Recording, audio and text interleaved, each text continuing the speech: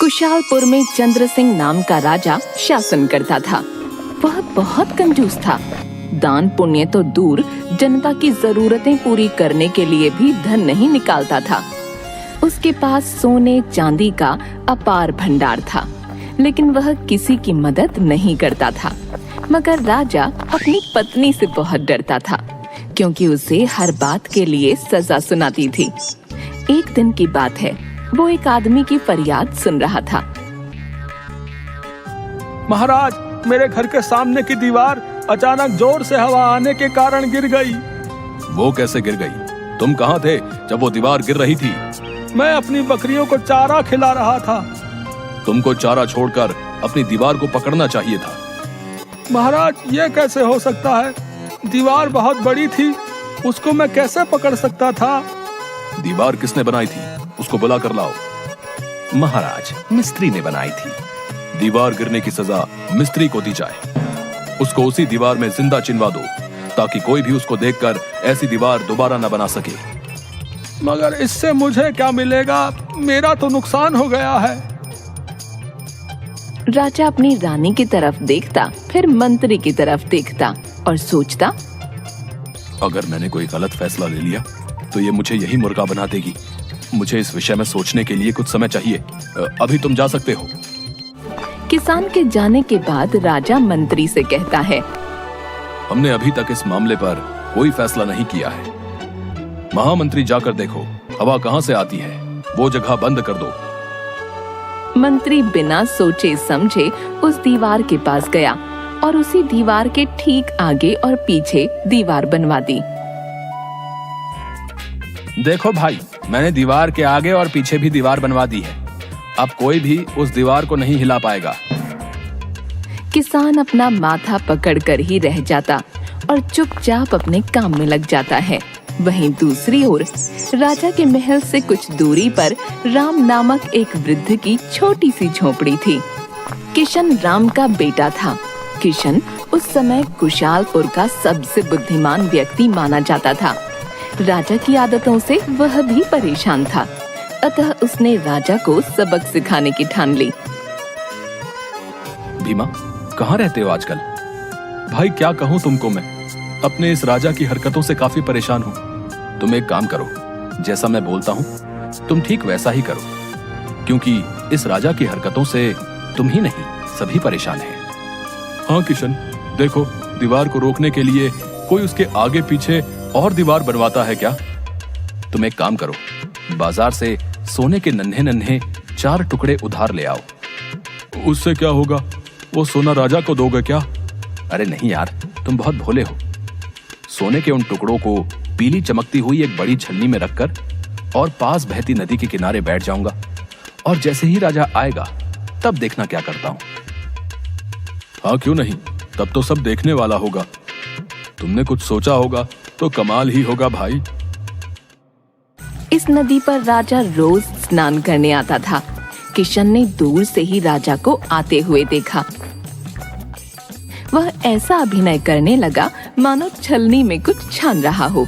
राजा ने उसके पास आकर पूछा, किशन, ये क्या कर रहे हो? तुम्हें सुबह सुबह रेत छानने की क्या आवश्यकता पड़ गई? महाराज, मैं तो इस रेत में छिपा सोना ढूंढ रहा हूँ।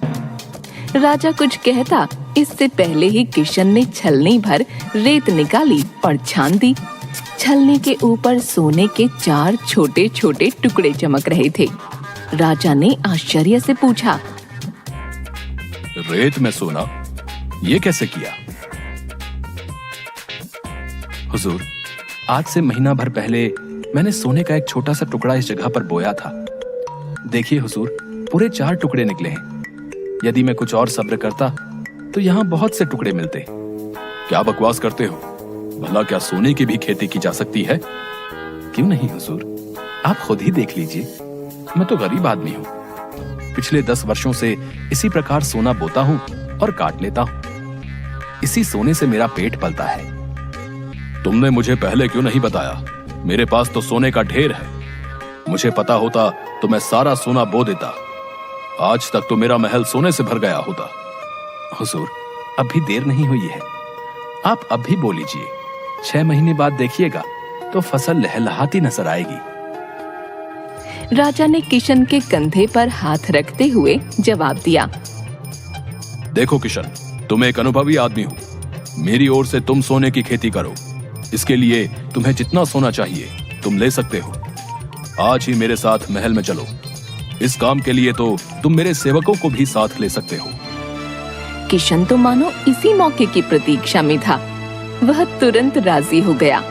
वह महल में गया और सोने के ढेरों टुकड़े ले आया। 10 सेवक भी किशन को मदद के लिए दे दिए जाएं। जी महाराज। तुमको कुछ और चाहिए हो तो बता देना, तुम तक पहुंचा दिया जाएगा। मगर ध्यान रहे, अगर कुछ ना हुआ तो तुमको इसकी सजा दी जाएगी। जी महाराज, आप जैसा कहते हैं वैसा ही होगा। तुमको क्या लगता है तुमको छोड़ दिया जाएगा? किशन अपने मन में सोचता है और खूब हंसता है। वो वक्त बताएगा किसको सजा और कौन हंसेगा। देखते ही देखते नदी के किनारे खुदाई का काम शुरू हो गया। किशन के कहे अनुसार सेवकों ने वहां पर सोना बीज की तरह बो दिया, ऊपर रेत डाल दी। किशन ने राजा को आश्वासन दिया। 6 महीने बाद बोए हुए सोने का 3 गुना सोना मिल जाएगा। मिलना ही चाहिए। हमें हमारा सोना दुगना होते हुए देखना है।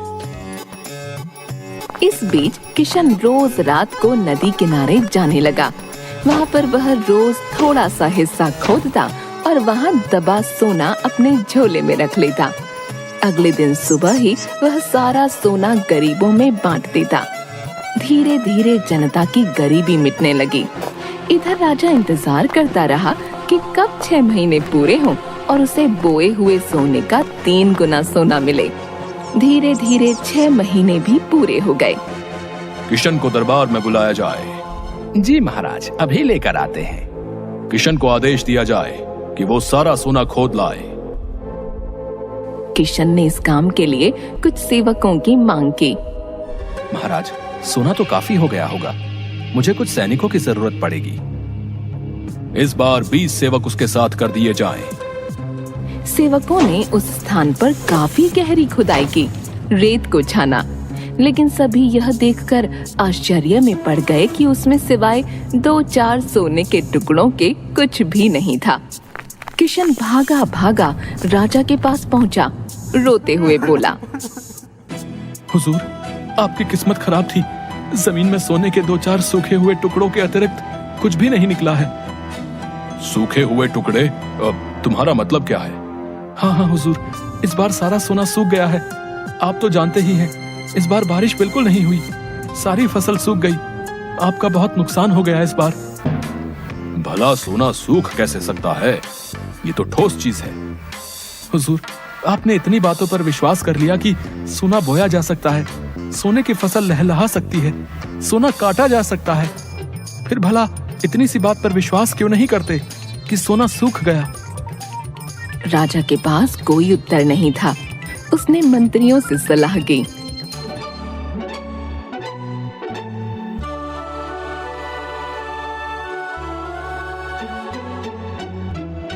किशन ठीक कहता है।